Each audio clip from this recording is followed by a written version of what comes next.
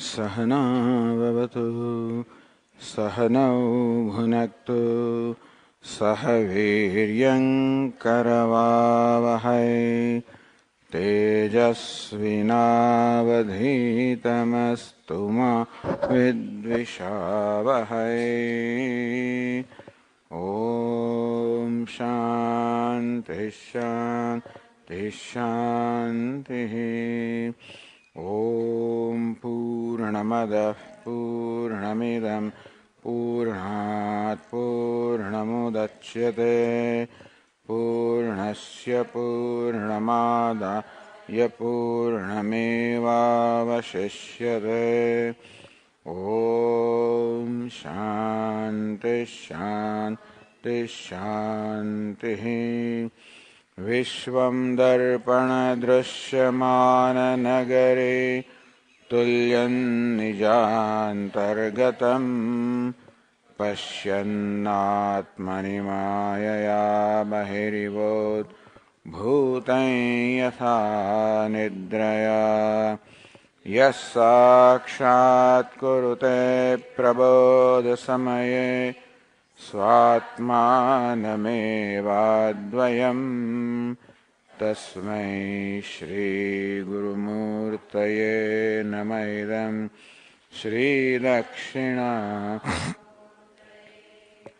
वागीशायस्य वदने लक्ष्मीर्यस्य च वक्षसि यस्यास्ति हृदये संवित् तं नृसिंहमहं भजे। ॐ नमः परमहंसास्वादित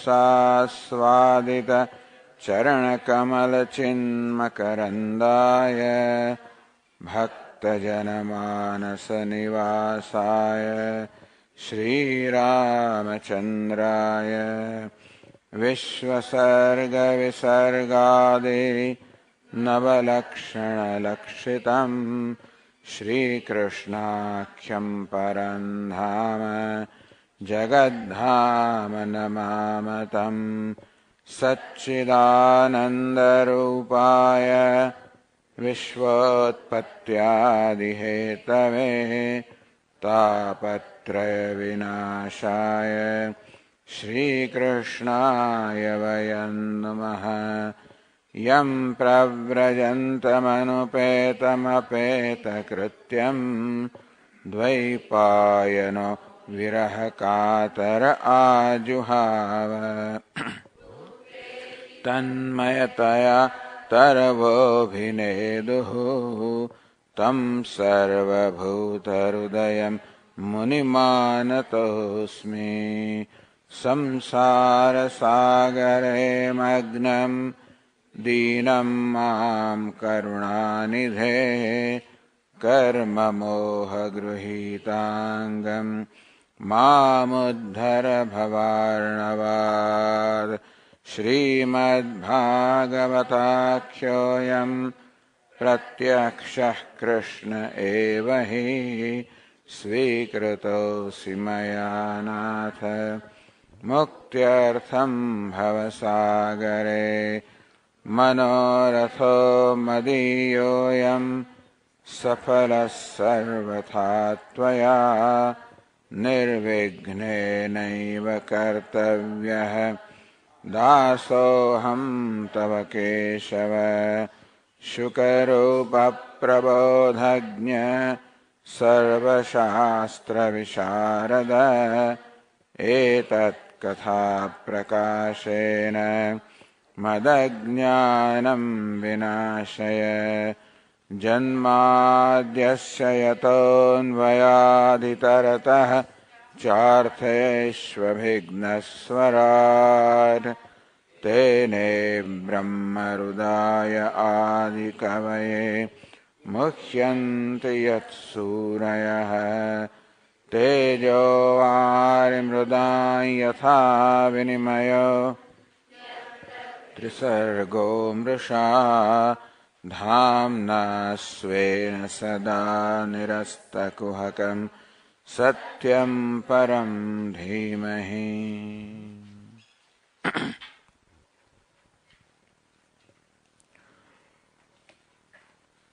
તો શ્રીમદ ભાગવતના આ એકાદશ સ્કંધમાં 10મા અધ્યાયના અંતમાં ઉદ્ધવે ભગવાનને કેટલાક પ્રશ્નો પૂછેલા છે કે આ બદ્ધ અને મુક્તની શું વ્યવસ્થા છે ભગવાન, કે આ દેહમાં રહેતો હોવા છતાં પણ એક બંધાયેલો નથી અને આત્મા અસંગ હોવા છતાં પણ એક બંધાયેલો છે. તો આત્મા અસંગ હોય તો બંધન કેમ હોઈ શકે, અને દેહની અંદર રહીને વ્યવહાર કરતો હોય તો મુક્ત કેમ હોઈ શકે?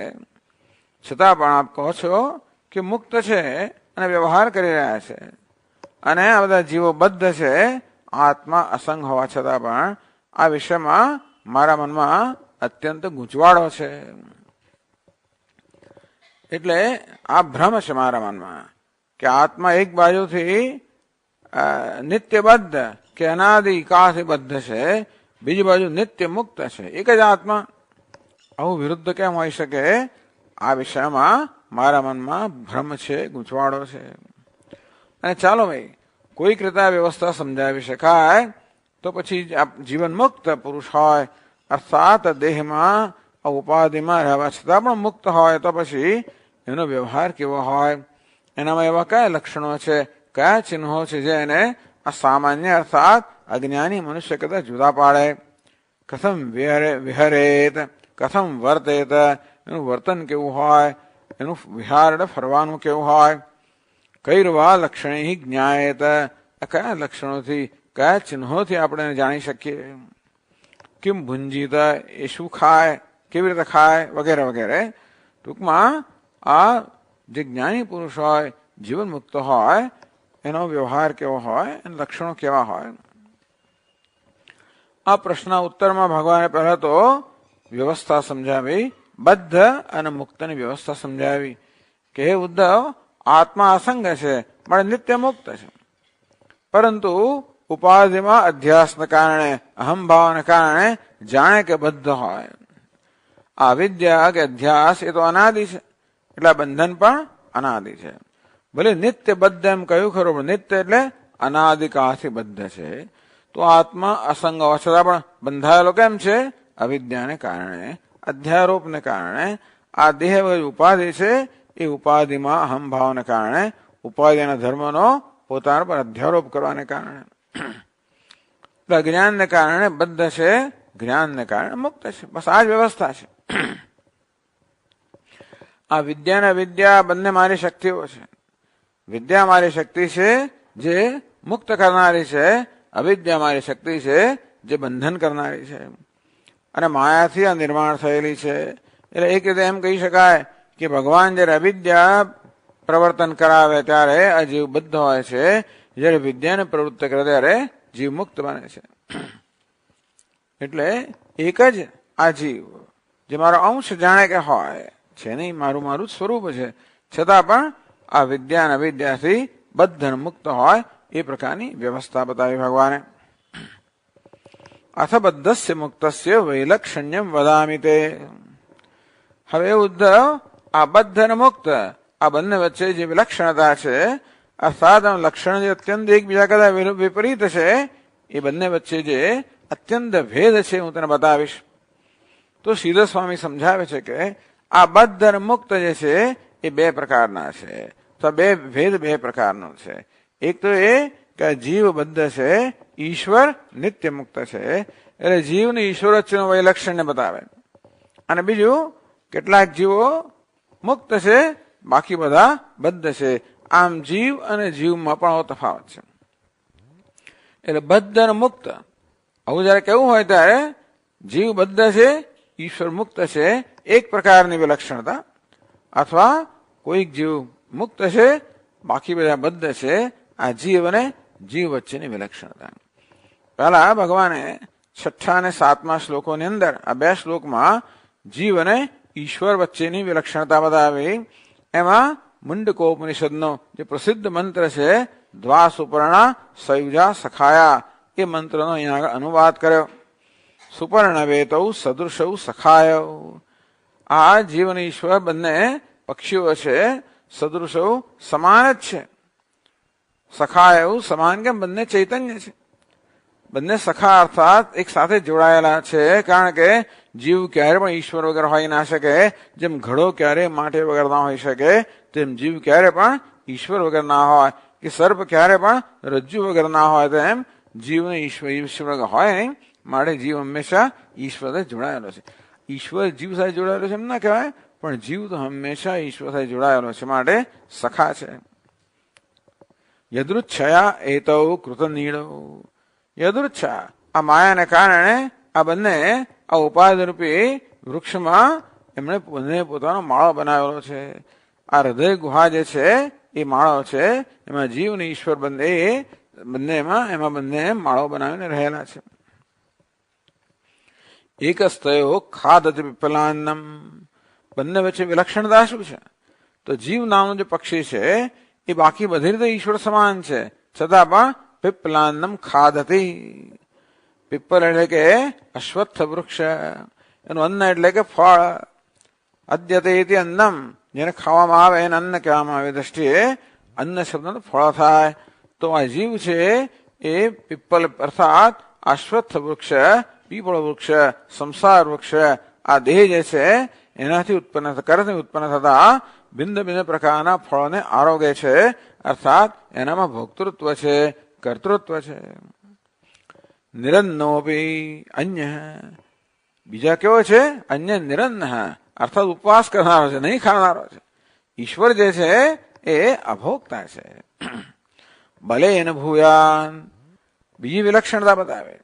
તો એક વિલક્ષણતા કઈ છે કે જીવમાં ભોગતાપણું છે, ઈશ્વર અભોક્તા છે. ભોગતાપણું એટલે સમજણો કરતાપણું પણ છે. ઈશ્વર અકર્તા છે, અભોક્તા છે. જીવ પોતાને કરતા ભોગતા માને છે. ખરેખર તો જીવ પણ કરતા ભોગતા નથી, આત્મા તો એક જ છે. છતાં ઉપાધિમાં અહંભાવના કારણે જીવ પોતાને કરતા ભોગતા માને છે. અનિશયા શોચતી મુખ્યમાન, તો પોતાને અનિશ માને છે, અસહાય માને છે. અને દેહની અંદર અહંભાવને કારણે જાણે કે ડૂબેલો છે. સમાને વૃક્ષે પુરુષ નિમગ્ન. સમાને વૃક્ષે, એક જ ઉપાધિ વૃક્ષમાં ઈશ્વરની સાથે જ રહેતો હોવા છતાં પણ, ઈશ્વર જેનું સ્વરૂપ હોવા છતાં પણ આ આત્મા બિચારો દેહની અંદર અહંભાવને કારણે જાણે કે ડૂબી રહ્યો છે, અસહાયતા અનુભવી રહ્યો છે, અત્યંત અનેક પ્રકારના દુઃખ અનુભવી રહ્યો છે. જ્યારે ઈશ્વર નિત્ય મુક્ત છે, અભોક્તા છે. ભલે ન ભૂયાન, અને શક્તિમાં ઈશ્વર ઘણો વધારે છે. તો ઈશ્વર સર્વજ્ઞ છે, સર્વશક્તિમાન છે, બધી રીતે ઉત્તમ છે, બધી રીતે મહાન છે. જીવ બધી રીતે અલ્પ છે. આત્મા પછી બાજુ વિલક્ષણતા બતાવે છે. આત્માનમન્યમ ચ સવેદ વિદ્વાન અપિપ્પલાદ. જે વિદ્વાન છે, ભગવાન કેવો છે? જ્ઞાન સ્વરૂપ છે. ભગવાન ને આપણે જ્ઞાની કહીએ, પણ એ જ્ઞાની પુરુષની જેમ જ્ઞાની નથી. આપણે જેને જ્ઞાની પુરુષ કહીએ તો અહમ બ્રહ્માસ્મિ, એ વૃત્તિ જ્ઞાનથી જ્ઞાની છે. ભગવાન એ પ્રકારનું જ્ઞાન, એવું અજ્ઞાની જ નથી. ભગવાન તો જ્ઞાન સ્વરૂપ છે. ભગવાન જ્ઞાન સ્વરૂપ હોવાને કારણે નિત્ય જ્ઞાની છે. એટલે એનામાં હું જ્ઞાની છું એ પ્રકારનું અભિમાન પણ નથી. વિદ્વાન અપિપ્પલાદ વિપશ્ચિત, જેને કહેવાય જ્ઞાન સ્વરૂપ, ચૈતન્ય સ્વરૂપ.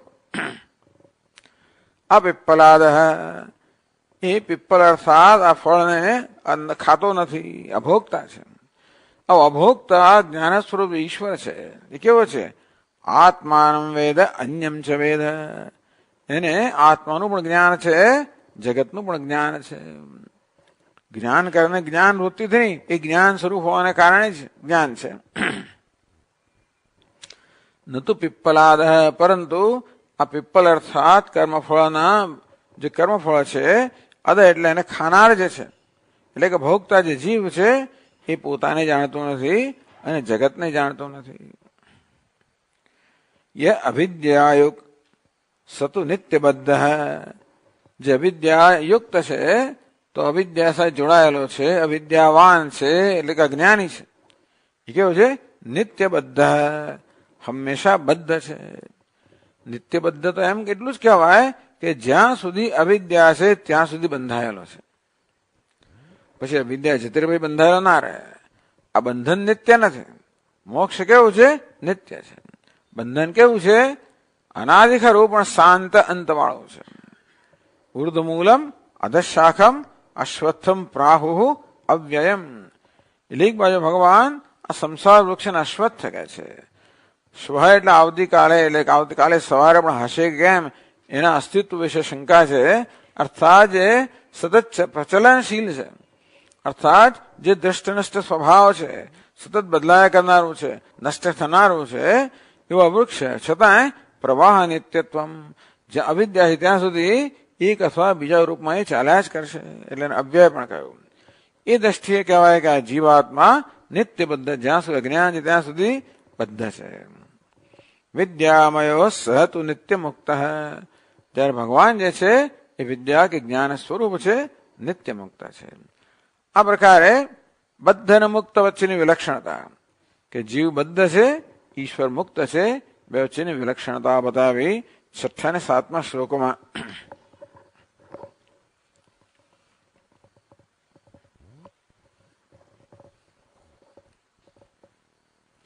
ઇદાનીમ બદ્ધ મુક્ત જીવાનામય મિથો વૈલક્ષણ્યમાહ દશભિ.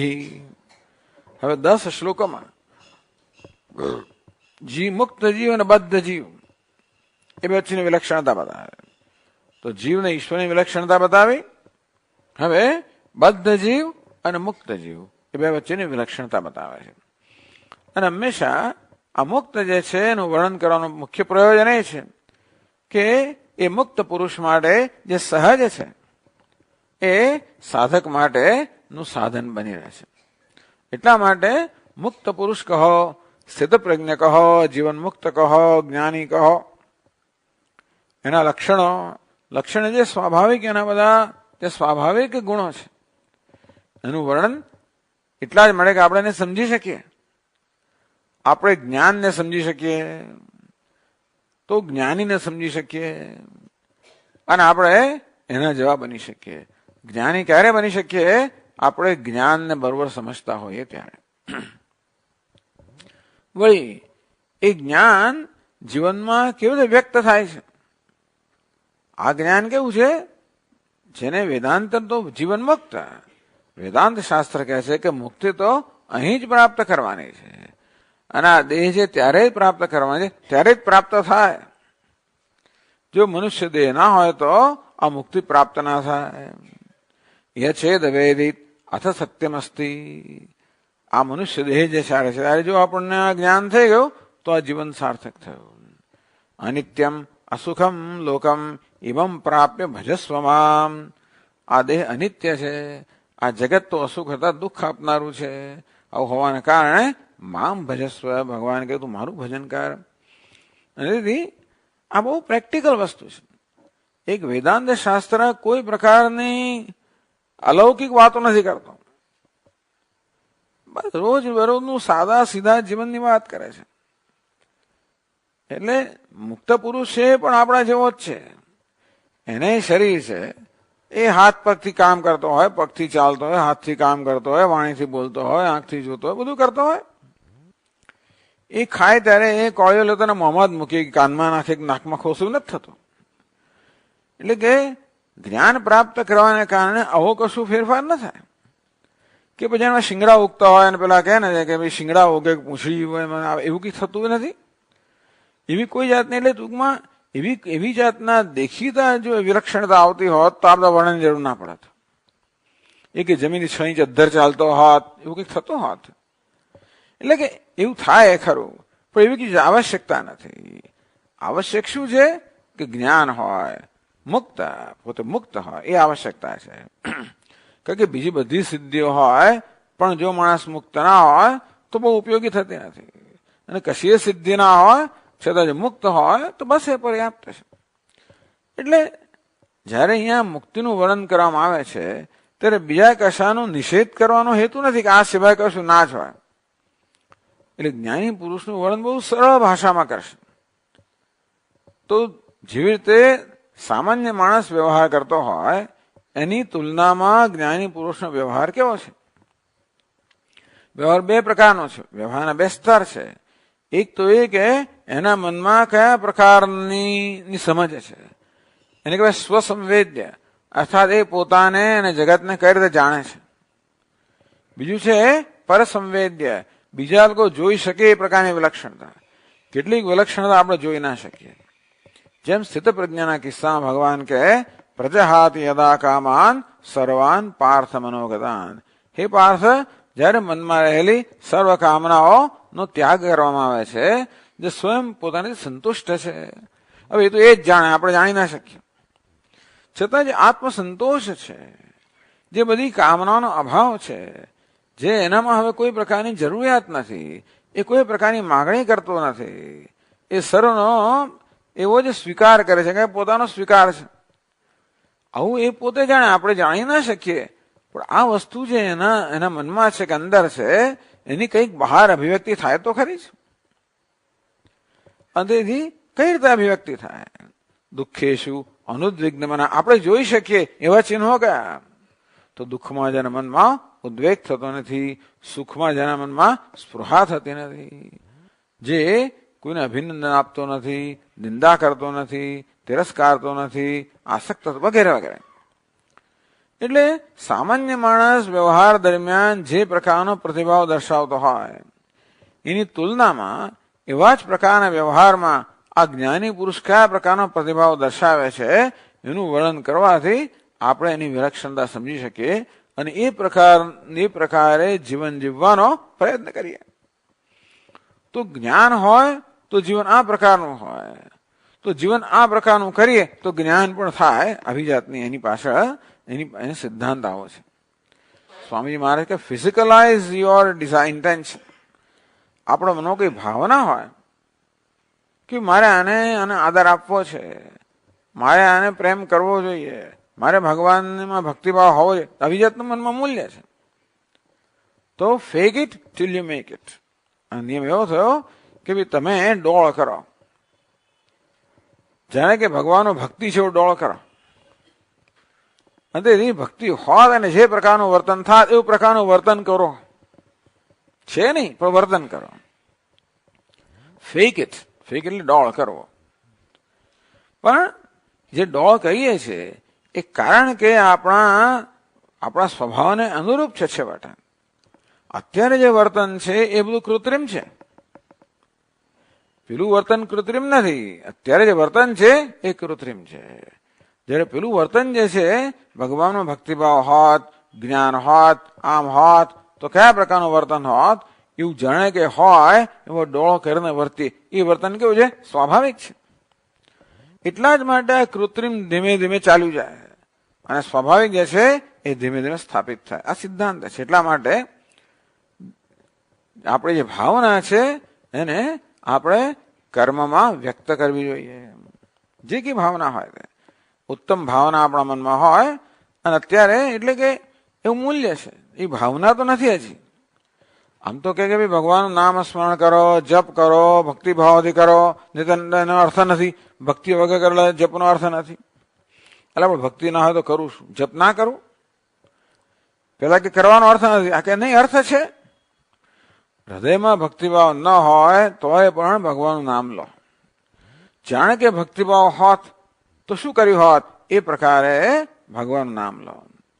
તો આ કર્મ છે એ ભાવના લઈ આવશે. ભાવના જેમ કર્મની પ્રેરણા કરે તેમ કર્મ પેલી ભાવનાને ખેંચી લાવે. આ રીતે અહીંયા પણ એવું જ છે. જ્ઞાની પુરુષ માટે તો જ્ઞાન જે છે એના વ્યવહારનો વ્યક્ત થાય છે, એને માટે કોઈ પ્રયત્ન નથી. તો બીજા લોકો સાધકો જે છે એ પ્રકારનો વ્યવહાર કે વર્તન કે આચારને પોતાના જીવનમાં ઉતારે, જેથી એક દિવસ એ પણ એવું એક જ્ઞાની બને. આની પાછળનો સિદ્ધાંત છે. એટલે 8 થી માંડીને 10 શ્લોકોની અંદર ભગવાન હવે આબદ્ધ અને મુક્ત જે બે પ્રકારના જીવો છે એમની વચ્ચે જે વિલક્ષણતા છે, એમના લક્ષણ જે છે એ પરસ્પર વિપરીત છે, એ હવે આપણે સમજાવે છે. તો 8મા શ્લોકમાં કહે છે,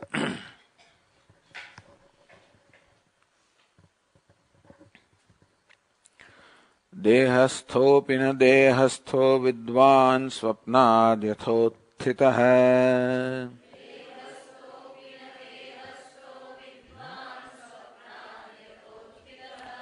અદેહસ્થોપી દેહસ્થ કુમતિ સ્વપ્ન દૃગ્યથા.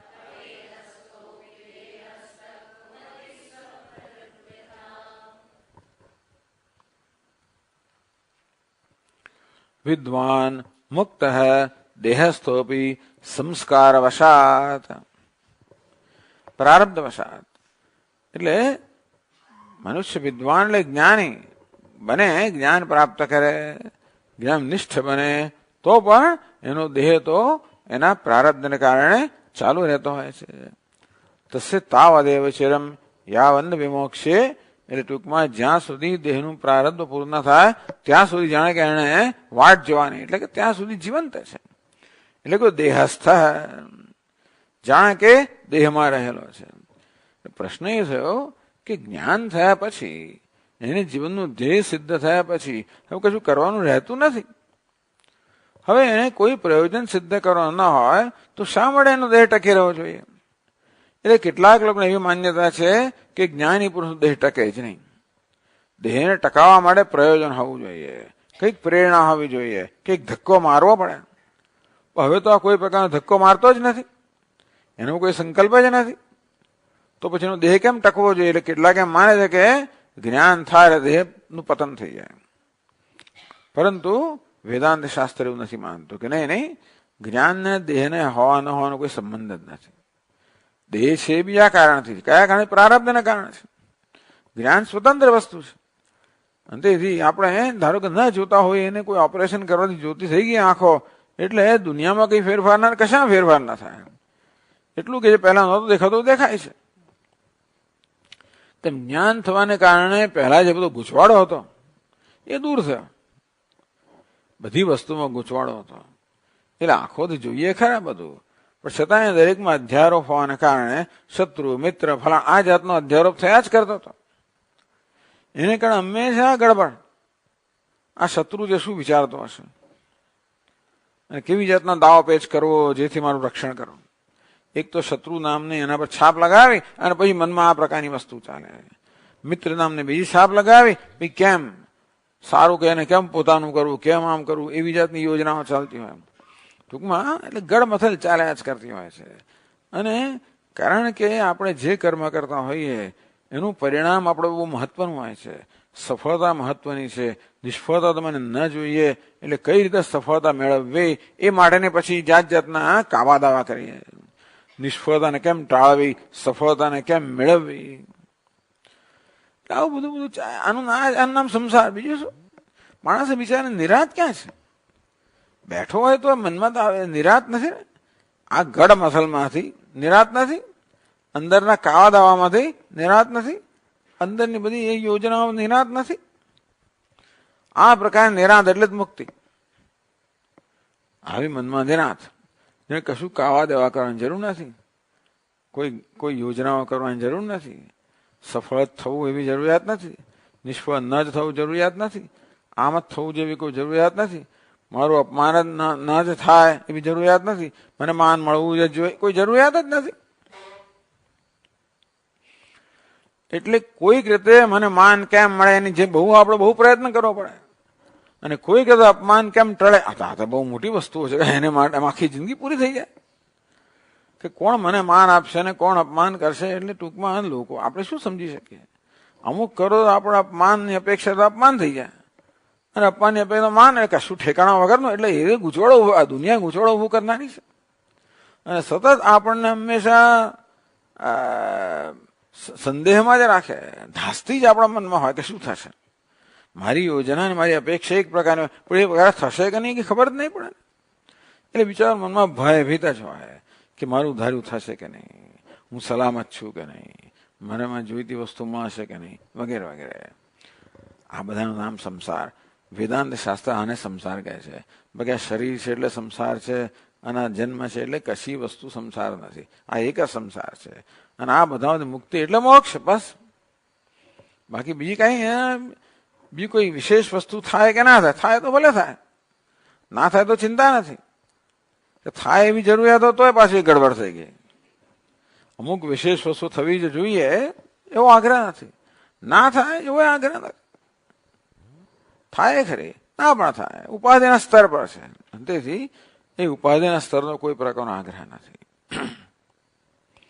પણ દેહસ્થોપી, ટૂંકમાં આ દેહ તો ચાલુ રહેતો હોય છે, કારણ કે પ્રારબ્ધે આ દેહને જન્મ આપેલો છે, અને તેથી જ્યાં સુધી પ્રારબ્ધ કર્મ છે ત્યાં સુધી અજ્ઞાની પુરુષનો દેહ પણ ટકી રહેવાનો. સંસ્કાર વશાત દેહસ્થોપી ન દેહસ્થ દેહસ્થો ન ભવતી. દેહની અંદર હોવા છતાં પણ એ દેહ વાળો નથી બનતો.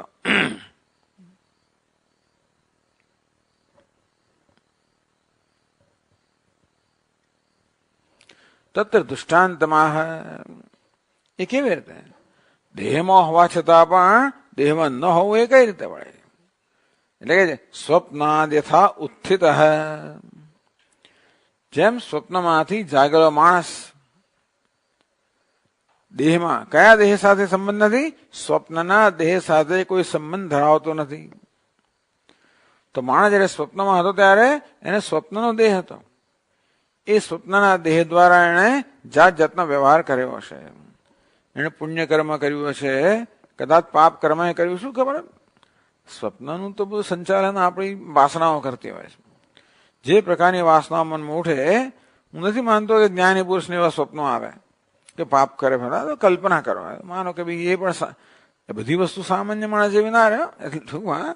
છતાં એટલે એવી જાતના કઈ સંસ્કાર રહ્યા ના હોય, છતાં પણ સ્વપ્નમાં જે કઈ કર્મ બધા કર્યા હોય, સ્વપ્નમાં કંઈક બીજો લાભ મળી ગયો, લોટરી લાગી ગયો વગેરે વગેરે, એની એને ચિંતા હોતી નથી. પણ છતાંય તો સ્વપ્નના દેહ વડે જે કંઈ થયું હોય કે ના થયું હોય, સારું થયું ખરાબ થયું હોય, કદાચ સ્વપ્નની અંદર એનો પ્રભાવ હોય તો પણ જાગ્યા પછી સ્વપ્નના દેહ વડે દેહ સાથે કોઈ સંબંધ નથી. એનો બાધ થઈ ગયો. સ્વપ્નના દેહનો બાધ થયો, માટે કોઈ પ્રકારનો સંબંધ નથી.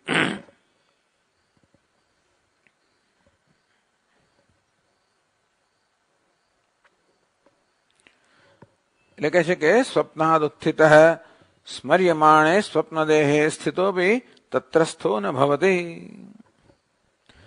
હવે જાગ્યા પછી સ્વપ્નના દેહનું સ્મરણ કરે, સ્વપ્નનું વર્ણન પણ કરે. શું શું બધું થયું? સ્વામીજી સ્વપ્નમાં આવ્યા હતા, તમે પછી આમ થયું, અમારા ઘરમાં આવ્યા અને પછી બેઠા, અને પછી તો સ્વામીજી સત્સંગ થયો, અને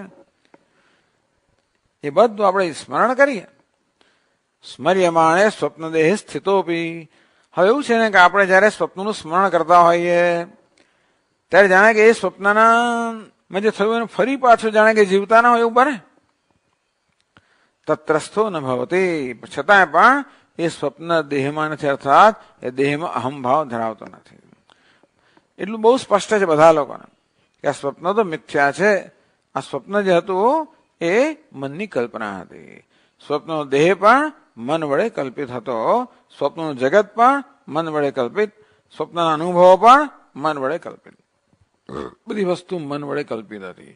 બધાને એટલું તો સ્પષ્ટ જ છે. સ્વપ્નમાં એવું છે ને, કારણ કે શક્ય છે કે જાગ્રત અવસ્થામાં મારી આંખો જતી રહી હોય, પણ સ્વપ્નમાં હજી પણ પેલા જૂના સંસ્કારને કારણે હું જોતો હોઉં. હું જાણું છું કે હવે નથી એ બધી વસ્તુ, ગમે તેમ સારું નરસું ગમે તે હોય, પરંતુ સ્મર્યમાણે બી આમ સ્વપ્નના દેહનું, તેના વ્યવહારનું સ્મરણ થાય ત્યારે પણ ન દેહસ્થ તત્રસ્થો ન ભવતી. ટૂંકમાં એ દેહ સ્વપ્નસ્થ હૈ, સ્વપ્નમાં રહેતો અને સ્વપ્ન દેહમાં નથી રહેલો. તત્ સુખ દુઃખ દુઃખાદિ અભાવાત.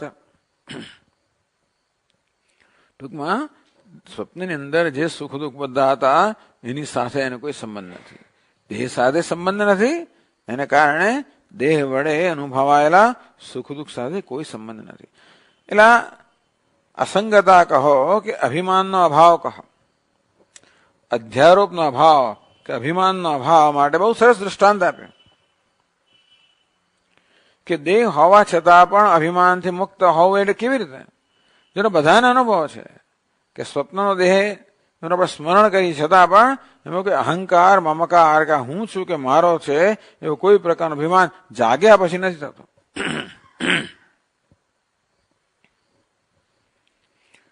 યથા સ્વપ્નાત ઉત્થિત, સ્વપ્નમાંથી જાગેલાને જેવી રીતે એ સ્વપ્ન દેહમાં કોઈ અભિમાન નથી આવતું. તે રીતે જ્ઞાની પુરુષને પણ આ દેહમાં કોઈ અભિમાન નથી. આ દેહ સ્વપ્નનો દેહ છે. ભૂતકાળમાં જે બધા પ્રારબ્ધ કર્મ કરેલા એને કારણે પ્રાપ્ત થયેલો છે. સ્વપ્નનો દેહ પણ સ્વપ્નના કર્મને કારણે પ્રાપ્ત થયેલો. એ તો જાગ્યા પછી એ કર્મ રહ્યા નથી, તે તો પણ જાગી ગયો છે. અનાદિ માયા સુપ્ત એ પણ યસ સાક્ષાત કુરુતે પ્રબોધ સમયે, એ પણ અવિદ્યારૂપી નિદ્રામાંથી જાગી ગયો.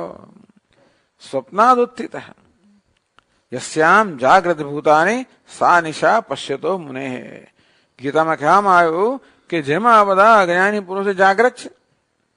શેમાં જાગ્રત છે? પોતાની કલ્પિત દુનિયામાં. આમ પારમાર્થિક સત્યમાં એ લોકો ઊંઘે છે, પરંતુ પોતાની કલ્પિત વ્યવહારિક સત્ય કે મિથ્યા છે એને સત્ય માને છે, એમાં જાગ્રત છે.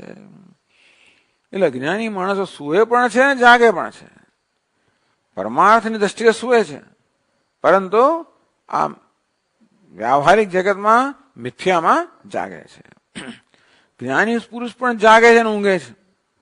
પરમાર્થમાં જાગ્રત છે અને મિથ્યા પ્રત્યે ઊંઘે છે. એવું બતાવવામાં આવ્યું. કાક ઉલુકવત, જેમ કાગડો અને ઘોડ, એક જાગે ત્યારે બીજો ઊંઘે, બીજું જાગે ત્યારે ઊંઘે. તેવી રીતે આ સ્વપ્નમાંથી અર્થાત આ અનાદિ અવિદ્યા જે નિદ્રા છે એની અંદર અધ્યારોપને કારણે, કલ્પનાને કારણે જે વ્યવહારિક જગત છે, જેમાં અત્યાર સુધી જાગ્રત હતો, એમાં બધો વ્યવહાર કરતો હતો. કયા દેહથી? એ વ્યવહારિક દેહથી. હવે જાગી ગયો. શેમાં જાગી ગયો? એ તો વિદ્યામાં એટલે જ્ઞાનમાં જાગ્રત થઈ ગયો. અવિદ્યારૂપી નિદ્રાથી જાગ્રત થયો, પોતાના પારમાર્થિક સ્વરૂપમાં જાગ્રત થયો. એટલે હવે પેલા દેહનું સ્મરણ કરે. આ દેહ પણ સ્મરણનો વિષય રહી ગયો. તો જેવી રીતે સ્વપ્નમાંથી જાગ્રત થયેલો પેલા સ્વપ્નના દેહનું સ્મરણ કરે ને, કોઈ અહંકાર મમકાર નથી હોતો, કઈ જાણે છે કે એ તો સ્વપ્નનો દેહ હતો. તે જ્ઞાની પુરુષ જાણે છે કે આ દેહ જે છે કેવો છે? સ્વપ્નના દેહ સમાન છે.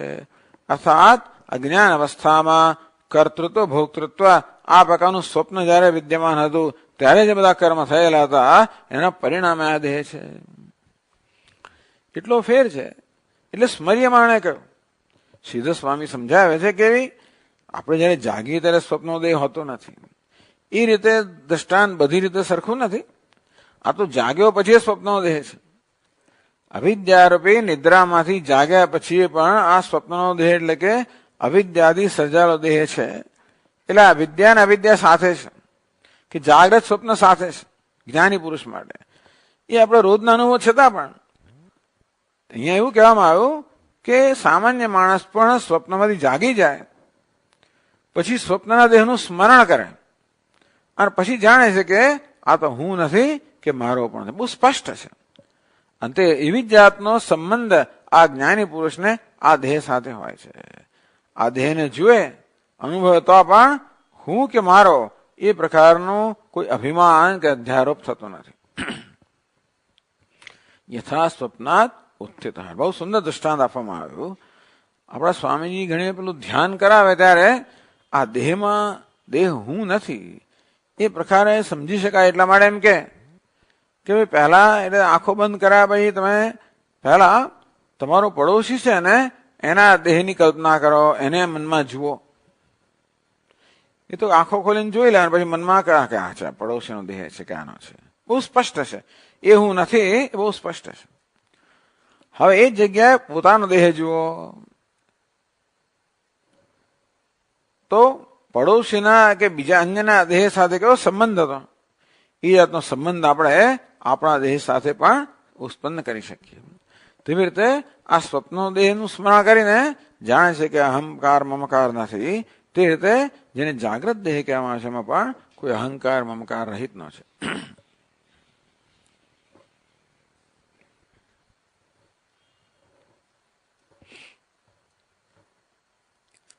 અદેહસ્થોપી દેહ કુમતિ. બીજો પહેલી પંક્તિમાં જ્ઞાની પુરુષનું વર્ણન થયું, મુક્ત પુરુષનું વર્ણન થયું. બીજી પંક્તિમાં બદ્ધ પુરુષનું વર્ણન. કુમતિ દેહાદિ આત્મધ્યાસવાન. કુમતિ તત્રૈવં સતિ કર્તારમ આત્માનમ કેવલમ ત્વયઃ પશ્યત્ય કૃત બુદ્ધિત્વાત ન સ પશ્યતિ દુર્મતિ. ગીતામાં દુર્મતિ શબ્દ વાપરવાનો, કુમતિ શબ્દ વાપરવાનો. બિચારા અજ્ઞાની પુરુષને આવું કહેવામાં આવ્યું, દુર્મતિ કહેવામાં આવ્યો, અહીં કુમતિ કહેવામાં આવ્યો. તત્રૈવમ સતી કૈવલ્યમ આ તત્રૈવમ સતી આત્માનમ કેવલમ અકર્તારમ આત્માનમ કેવલમ તુય.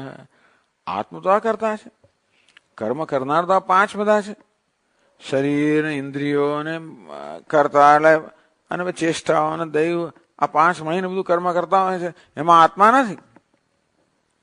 ભગવાને વર્ણન કર્યું કે ભાઈ કર્મ કોણ કરે છે? આ પાંચ ભેગા મળીને કર્મ કરે. અધિષ્ઠાનમ તથા કરતા કरणम च पृथक विधम विविधाश्च पृथक चेष्टा दैवम तत्र पंचम दैवम तत्र दैवम चैवात्र पंचमम. बराबर છે. તો આ પાંચ જણ ભેગા મળે છે. આ શરીર છે, કર્તા છે, ઇન્દ્રિયો છે, ચેષ્ટાઓ છે અને એના અધિષ્ઠાન દેવતાઓ છે. શરીર વાંગ મનોભિર્યત, શરીરથી વાણીથી મનથી કર્મ પ્રારભતે નરહ. આ મનુષ્ય કર્મ કરે, ન્યાયમ વા વિપરીતમ વા, એટલે સત્કર્મ કરે, દુષ્કર્મ કરે, ધર્મ અધર્મ જે કે આચરણ કરે. પંચેતે તસ્ય હેતવ. આ પાંચે કર્મ કરનાર છે, આમાં આત્મા નથી. તત્રૈવમ સતી, આવું હોવા છતાં પણ અકર્તારમ કર્તારમ આત્માનમ કેવલમ તુય. આત્મા જે કેવલ છે, અદ્વિતીય છે, નિર્વિકાર છે, એને કરતા માનતો હોય.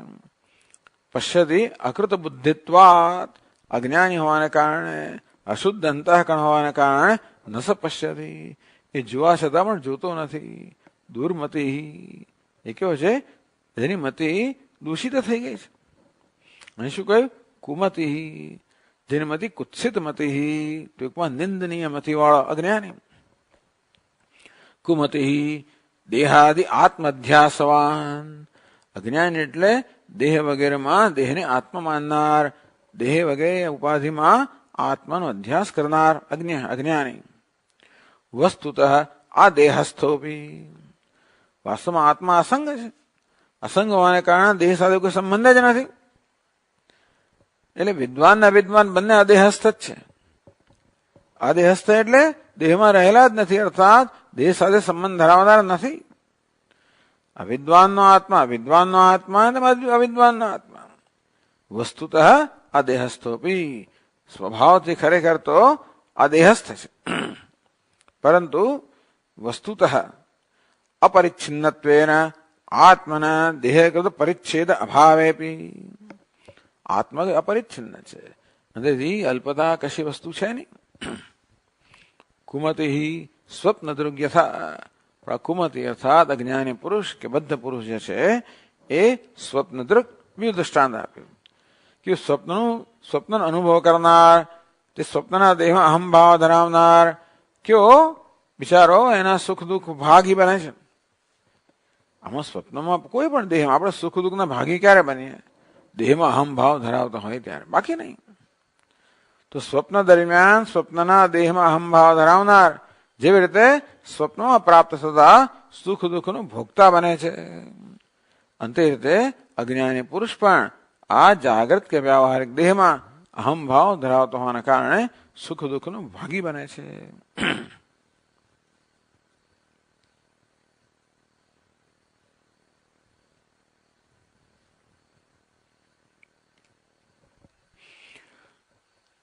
પછી આગળ કહે છે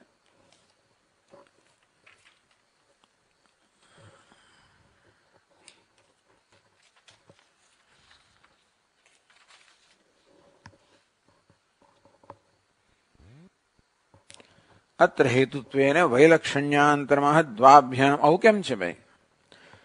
તો પેલો દેહમાં હોવા છતાં પણ મુક્ત છે, આ દેહમાં ન હોવા છતાં પણ બદ્ધ છે.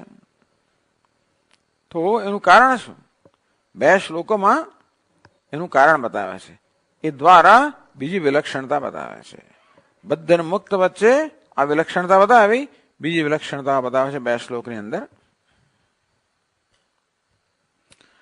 ઇન્દ્રિયૈરિન્દ્રિયાર્થેષુ ગુણૈરપી ગુણેષુ ચ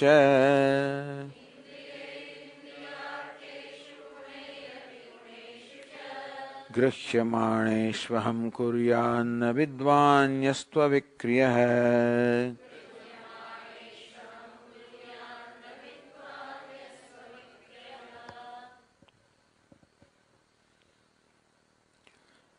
ઇન્દ્રિયૈ ઇન્દ્રિયાર્થેષુ ગુણૈ અપી ગુણેષુ ચ ગૃહ્યમાણેષુ. ઇન્દ્રિયૈ ઇન્દ્રિયાર્થેષુ ગૃહ્યમાણેષુ. જો આપણે ઇન્દ્રિયો છે, કઈ જ્ઞાનેન્દ્રિયો કર્મેન્દ્રિયો, એ વ્યવહાર કરી રહી છે. ઇન્દ્રિયાણી ઇન્દ્રિયાર્થેષુ વર્તન્તે. આપણી જ્ઞાનેન્દ્રિયો એમના શબ્દ સ્પર્શ વગેરે વિષયો ગ્રહણ કરે. ગ્રહણ કરવું એટલે કે એમનું જ્ઞાન અનુભવ કરવો. જેમાં આપણી શ્રોત્રેન્દ્રિય છે એ શબ્દ ગ્રહણ કરે એટલે કે શબ્દનો અનુભવ કરે. સ્પર્શેન્દ્રિય સ્પર્શનો અનુભવ કરે. ચક્ષુરેન્દ્રિય રૂપ રંગનો અનુભવ કરે. આમ ઇન્દ્રિય અને ઇન્દ્રિયાર્થ, અર્થ એટલે કે વિષય, ઇન્દ્રિય એટલે ઇન્દ્રિયના વિષયો જે શબ્દ સ્પર્શ રૂપ રસગંધ, અને 5 ઇન્દ્રિયો શ્રોત્રેન્દ્રિય ત્વગિન્દ્રિય વગેરે. ગુણૈ અપી ગુણેષુ છે. તો આ ગુણનો અર્થ પણ એવો જ થાય છે વાસ્તવમાં. ગુણૈ ગુણકાર્ય ઇન્દ્રિય ગુણેશુ ગુણકાર્યેષુ વિષયેષુ. એટલે ઇન્દ્રિય ગુણૈ અપી ઇન્દ્રિયાર્થેષુ ગુણેશુ છે, આવું છે. ઇન્દ્રિય શબ્દ ઇન્દ્રિય માટે ગુણ શબ્દ વાપરે છે. ગુણ એટલે શું? ગુણકાર્ય. આ ઇન્દ્રિયો જે છે ને એ સત્વ રજસ તમસ આ 3 ગુણનું કાર્ય છે. આ જ્ઞાનેન્દ્રિયો જે છે એ સત્વગુણની ઉપજ છે. કર્મેન્દ્રિય છે રજોગુણની ઉપજ છે. તેથી ગુણોનું કાર્ય છે, ગુણોની ઉપજ છે. એટલે એમ પણ કહેવાય કે ખરેખર આ ગુણો જ વ્યવહાર કરી રહ્યા છે. ઇન્દ્રિયો એટલે જ્ઞાનેન્દ્રિય શું? સત્વગુણ. કર્મેન્દ્રિય એટલે રજોગુણ.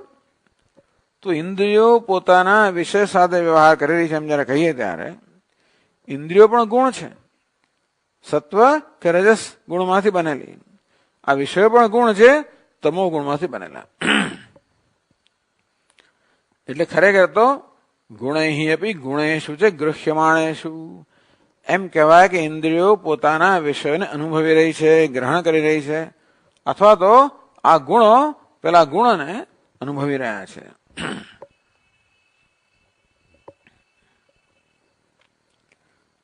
યસ્તુ અવિક્રિય વિદ્વાન. યસ્તુ વિદ્વાન, જે વિદ્વાન છે, જે જ્ઞાની છે, એ કયો છે? અવિક્રિય. સર્વ પ્રકારના વિકારોથી મુક્ત છે. કયો વિકાર? કર્તાહમ ભોગતાહમ ઇતિ. આ પ્રકારના વિકારથી મુક્ત છે. આ રાગ આદિ શૂન્ય. આ ઇન્દ્રિયોમાં કે વિષયોમાં કોઈ પ્રકારના રાગદ્વેષ ધરાવતો નથી. જો ખરેખર રાગદ્વેષ ક્યારે ન ધરાવીએ? જયારે આપણે અહમ મમથી મુક્ત હોય ત્યારે જ. બાકી રાગદ્વેષથી કઈ સંપૂર્ણ મુક્ત થવાય નહીં. અહંકાર હોય એટલે મમકાર હોય એ રાગદ્વેષ હોવાના જ. તે બધા દેહની અંદર ને ઇન્દ્રિયોમાં અહંકાર મમકાર હોય એ રાગદ્વેષ હોવાના જ છે. એટલે કહ્યું અવિક્રિય રાગ આદિ મુક્ત. રાગ અને દ્વેષથી શૂન્ય મુક્ત છે. કશામાં રાગ પણ નથી, દ્વેષ પણ નથી. આ મારું છે એવું પણ નહીં, આ હું છું એવું પણ નથી. કેવી ઉત્તમ વસ્તુ છે, વિચાર કરો. એનું આ જ્ઞાનને કારણે કેવું અંતર છે. એટલે ભગવાને કહ્યું ને તત્વવિત્ત મહાબાહો ગુણ કર્મ વિભાગયો ગુણા ગુણેષુ વર્તન્તે ઇતિ મત્વા ન સજ્જતે. હિ મહાબાહો ગુણ કર્મ વિભાગયો તત્વવિત્ત. આ ગુણ ને કર્મના વિભાગનો જાણનાર જે છે જ્ઞાની પુરુષ, એટલે એમને યથાર્થ જાણનારો છે. મત્વા ન સજ્જતે, એ જાણે છે કે ભાઈ આ ઇન્દ્રિયો સાથે ગુણો સાથે ગુણો સાથે વર્તન કરી રહી છે. ઇન્દ્રિયો વિષયો સાથે વર્તન કરી રહી છે. નૈવ કિંચિત કરોમિતિ. આગળ પછીના શ્લોકમાં કહે છે ભગવાન પોતે જ. એટલે અવિક્રિય. તેથી કર્તૃત્વ ભોક્તૃત્વ આ પ્રકારના વિકારો જે મુક્ત છે. વિદ્વાન જ્ઞાની પુરુષ અહમ ન કુર્યાત. અહમ જે છે ને અવ્યય છે. અહમ ન કુર્યાત એટલે હું પણ હું ના કરે. અહમ બુદ્ધિ. અહમનો અર્થ એટલે અહમ ગૃહ્ણામિતિ ન મન્યતે. ખરેખર શું થાય છે કે આ અખંડાનંદજી મહારાજ બહુ સરસ દ્રષ્ટાંત આપે કે જો આપણે આપણા નોકર પાસેથી ખોટું કામ કરાવીએ ને તો ધીમે ધીમે ધીમે નોકર ચડી બેસે. આમ નોકર પાસે શરૂઆતમાં એટલે માણસ આવું કરતા હોય છે, ગુંડાઓ રાખે, એમ કહીને પેલાને ધમકી આપે, જે પોતાનું કામ કરાવે. પછી પોતાના નોકર હોય, પોતાની હાથે કામ કરનારા હોય, જે હોય એની પાસે પોતાની સત્તાનો ઉપયોગ કરીને કે જે કંઈ હોય એને કારણે એમની પાસે પોતાનું ધાર્યું કરાવે, બધું ખોટું કામે કરાવે. એ ચાલે શરૂઆતમાં. ધીમે ધીમે ધીમે પછી પેલો એનો સાહેબ થતો. બધી પોલ જાણે છે. બધી પોલ એટલે શું થાય, હંમેશા એને કે બ્લેકમેલ, ટૂંકમાં હંમેશા ધમકી જ આપતો હોય કે જો બી આમ થાય. ધમકી ના આપે તોય પણ આપણે જાણીએ જ છીએ કે આ બધું જાણે છે. અને જો જઈને કહી દેશે ઇન્કમટેક્સમાં આમ કહી દેશે, પેલા ઓફિસરને પેલું કહી દેશે, પેલા નામ કહી દેશે, હંમેશા મનમાં ધાસતી રહ્યા જ કરે છે. તેથી છેવટે એ નોકર આપણો સાહેબ બની જાય. તેવું તો ઇન્દ્રિયો બી નોકર છે. સ્વામી મહારાજ કે ભાઈ કરતા સ્વતંત્ર કરતા, આપણે ખરેખર સ્વતંત્ર છે, ઇન્દ્રિયો તો આપણી સેવકો છે.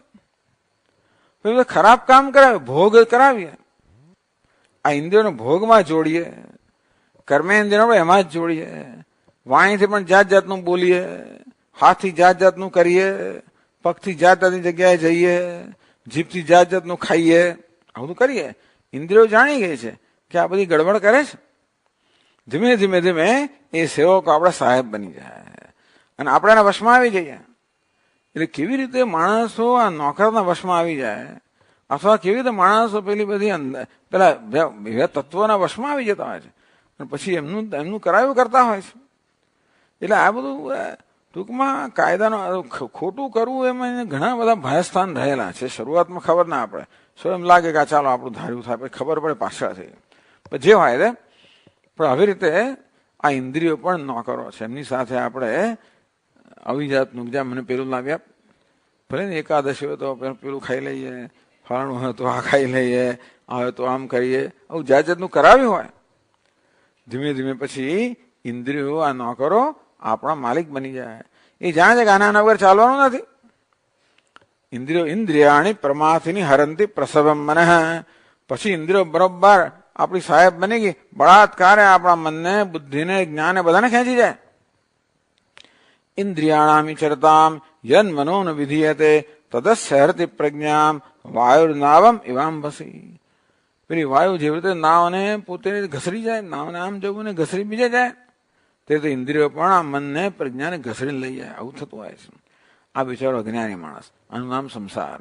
તો કે આવી રીતે આ સંસારી માણસ જે આ ભેદને જાણતો નથી, તત્વવિદ એટલે ગુણકર્મ વિભાગ જે છે નથી જાણતો, તો ગુણકર્મમાં જે અહમભાવ ધરાવનારો છે. એટલે જ કહ્યું ને કે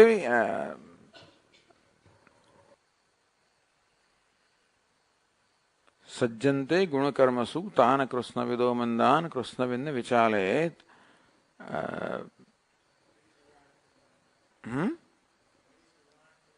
નહીં એવું નહીં.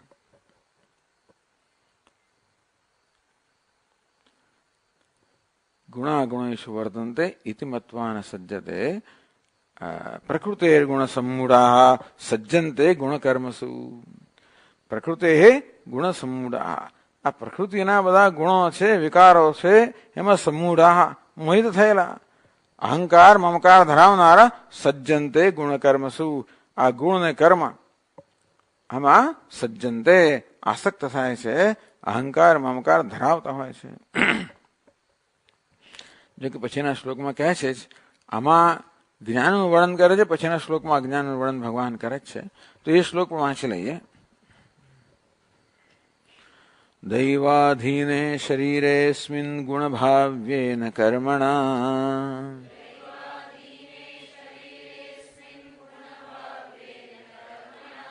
વર્તમાનો બુધસ્તત્ર કર્તાસ્મીતિ નિબધ્યતે.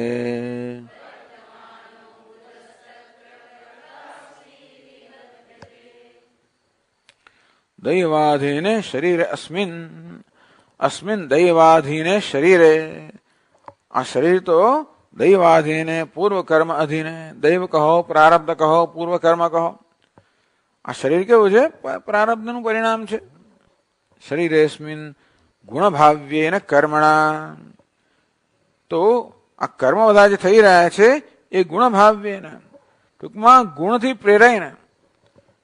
ગુણભાવ્ય એટલે કે આ ગુણો જે છે ટૂંકમાં સત્વરજસ તમસ ગુણો કહો, ઇન્દ્રિયો કહો, એના વડે ભાવ્ય અર્થાત એના વડે બધા પ્રેરિત આ કર્મ છે.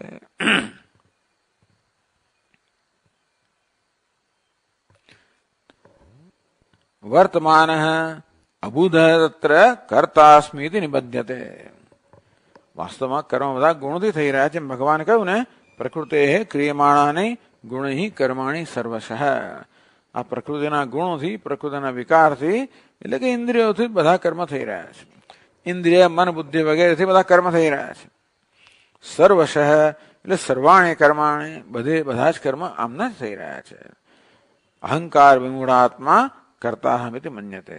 તો અહંકારેણ દેહાધ્યાસેન વિમૂઢ ચેતા, દેહ વગેરે દેહ ઇન્દ્રિયો વગેરે અધ્યાસને કારણે જેનું ચિત્ત વિમૂઢ થઈ ગયું છે, અહંકર્તા અસ્મિ ઇતિ અભિમન્યતે, હું કરતા છું એ પ્રકારનું અભિમાન ધરાવે છે. કર્તા અસ્મિ ઇતિ મન્યતે. બસ એ જ કહ્યું, કર્તા અસ્મિ ઇતિ નિબધ્યતે. એમ કરીને આ વિચારો આ ગુણોમાં બંધાઈ જાય છે. એ ગુણ શબ્દોનો એક અર્થ દોરડું પણ થાય. એ રીતે પણ આ ગુણ શબ્દનો ઉપયોગ થતો હોય છે કે જેમાં સત્વ રજસ તમસ આ ત્રણ વાસ્તવમાં એનાથી બંધેલું દોરડું હવે વધારે મજબૂત હોય, અંતેથી નિબધ્યતે આ બિચારો ગુણ સાથે બંધાઈ જાય છે. ઇન્દ્રિયો, દેહ, બુદ્ધિ વગેરે જે છે, જે ગુણની ઉપજ છે એની સાથે બંધાઈ જાય છે. આ રીતે બંને વચ્ચેનું જે વિલક્ષણતા કહી કે જ્ઞાની પુરુષ વિદ્વાન એ અવિક્રિય, જે અવિક્રિય છે, ભલે બધા વિકાર ચાલી રહ્યા છે, ઇન્દ્રિયોમાં વિકાર થઈ રહ્યા છે એટલે પરિવર્તન થઈ રહ્યું છે, વિષયોનો ભોગ થઈ રહ્યો છે, એ બધું ચાલે છે, પોતે અવિક્રિય છે. તો પેલો કેવો છે? વિક્રિય, વિકારી છે. ટૂંકમાં મનમાં સુખવૃત્તિ જન્મી, હું સુખી, ત્યાં દુઃખ વૃત્તિ જન્મી, હું દુઃખી, બહાર અનુકૂળ આવ્યું સુખી, પ્રતિકૂળ આવ્યું દુઃખી. આમ વિકારો ખરેખર તો ઉપાધિમાં ગુણમાં થઈ રહ્યા છે, એમાં જોડાઈને અવિદ્વાન કે અજ્ઞાની માણસ પણ વિચારો વિકારી બની જાય છે. તો પેલો તો જાણે છે ગુણા વર્તનતે ઇત્યેવ યો તિષ્ઠતિ નૈંગતે. આ તો બધો ગુણોનો ખેલ છે. ગુણાગુણ શું વર્તનતે, તેથી ક્યારેય પોતાના સ્વરૂપમાંથી ચલાયમાન થતો જ નથી. આ રીતે ભગવાન આ બધા શ્લોકોની અંદર જ્ઞાની અને અજ્ઞાની કે બદ્ધ અને મુક્ત, મુક્ત અને બદ્ધ વચ્ચેની વિલક્ષણતા બતાવે છે.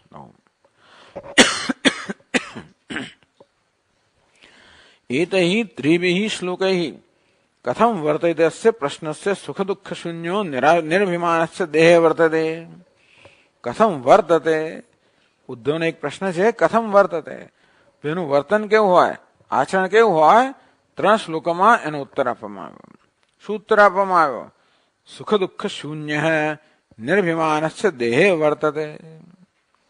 આ જ્ઞાની પુરુષ કેવો છે? સુખ દુઃખ રહિત છે, નિર્ભિમાન, કોઈ પ્રકારના અભિમાનથી રહિત છે, દેહમાં જ રહ્યો છે. ક્યાં રહેલો છે ભૈયા? દેહમાં જ રહેલો છે.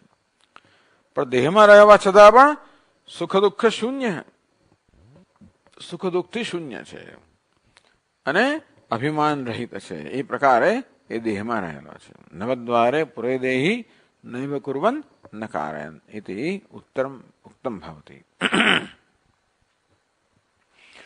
ઓમ પૂર્ણમદઃ પૂર્ણમિદં પૂર્ણાત પૂર્ણમુદચ્યતે પૂર્ણસ્ય પૂર્ણમાદાય પૂર્ણમેવાવશિષ્યતે. ઓમ શાંતિ શાંતિ શાંતિ. સચ્ચિદાનંદરૂપાય વિશ્વોત્પત્યાદિહેતવે તાપત્રય વિનાશાય શ્રીકૃષ્ણાય વયં નમઃ.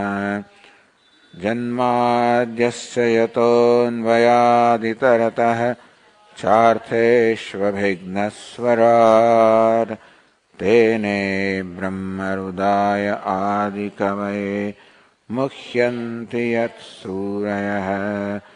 तेजो वारिमृदां यथा विनिमयो यत्र त्रिसर्गो मृषा धाम्ना स्वेन सदा निरस्तकुहकं सत्यं परं धीमहि ॐ शान्ति शान्ति शान्तिः हरिः ॐ श्रीगुरुभ्यो नमः हरिः ॐ।